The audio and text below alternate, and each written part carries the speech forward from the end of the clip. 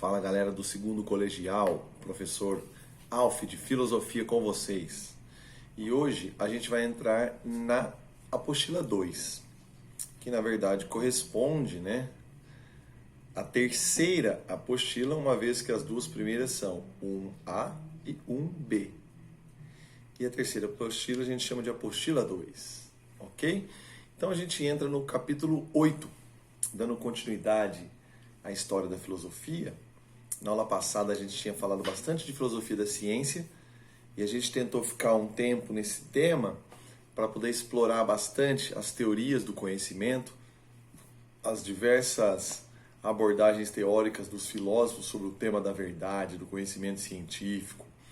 E assim a gente passou por Parmênides, Sócrates, Platão, Aristóteles, Descartes e Bacon, de forma mais resumida, Kant e Popper. Praticamente foi aí nosso passeio por esse tema.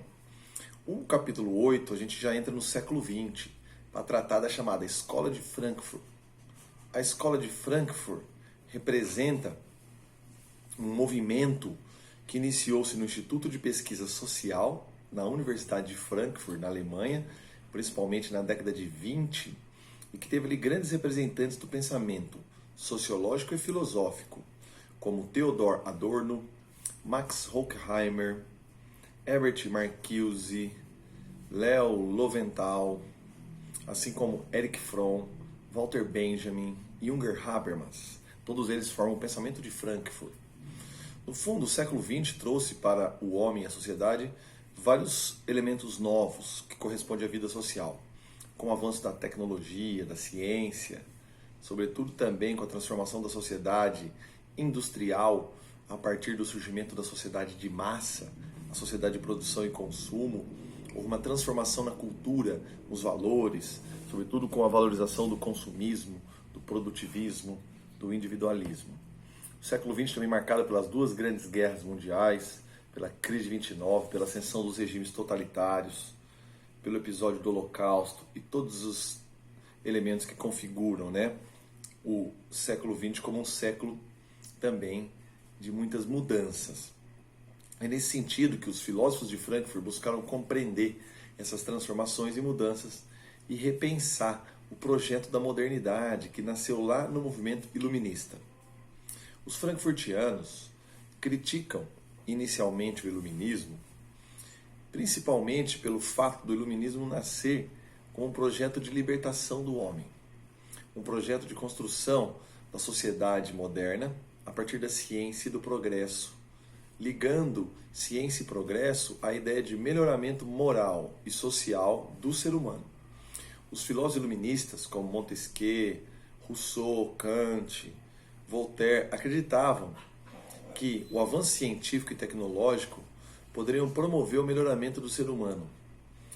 Assim como o positivismo do século XIX também acreditava que com um controle político mais centralizado e com o avanço da ciência, o ser humano seria capaz de promover a sua evolução.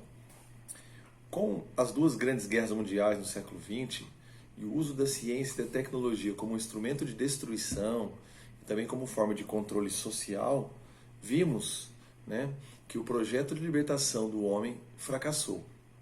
O projeto iluminista e todas as grandes filosofias chamadas filosofias da totalidade, que acreditavam na possibilidade da liberdade do homem, naufragaram. A Escola de Frankfurt vai tentar fazer então uma revisão da filosofia a partir de um novo projeto para o homem.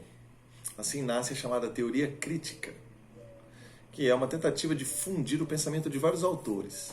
Esses autores que eu citei, como Horkheimer, Adorno, Benjamin, Fromm, são todos influenciados pelo pensamento de Nietzsche, Marx, Schopenhauer, Freud.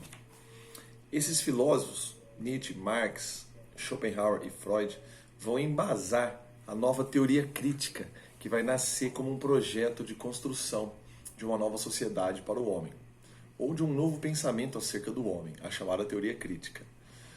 A base inicial da teoria crítica é a crítica do iluminismo, com um movimento que, através da crença na ciência, da defesa da ciência, da confiança no conhecimento científico, acreditava poder libertar o homem e promover o melhoramento moral do ser humano. Com as duas guerras mundiais e a prova de que a ciência pode também ser usada para a destruição e a demonstração de que o ser humano, apesar de todo o conhecimento científico, não é capaz, em vários aspectos, de promover o seu desenvolvimento moral, haja vista, as grandes tragédias que o século XX presenciou, como os regimes totalitários e as duas grandes guerras. Então, o grande ataque dos frankfurtianos é ao projeto iluminista, ao movimento que eles chamam de razão instrumental. A razão científica usada como instrumento de dominação, instrumento de controle social, ao mesmo tempo de banalização da cultura e da arte. Assim como também como forma de domínio sobre o homem, a razão instrumental, a razão instrumentalista, a razão usada como instrumento de dominação, ela acabou por promover a construção da sociedade fundada no produtivismo, no trabalho e no fracasso do ser humano como um ser que vive apenas para reproduzir padrões de comportamento que não refletem a liberdade que os iluministas acreditavam. Nesse sentido, a razão instrumental é uma razão dominadora, uma razão controladora, a serviço da ciência, mas a serviço também do mercado e de todas as formas de escravização e de exploração do ser humano.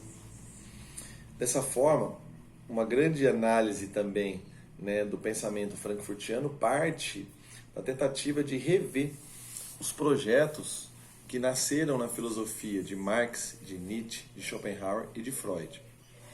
É chamado às vezes de marxismo cultural o pensamento de Frankfurt, porque eles vão utilizar Marx para pensar a cultura do século XX.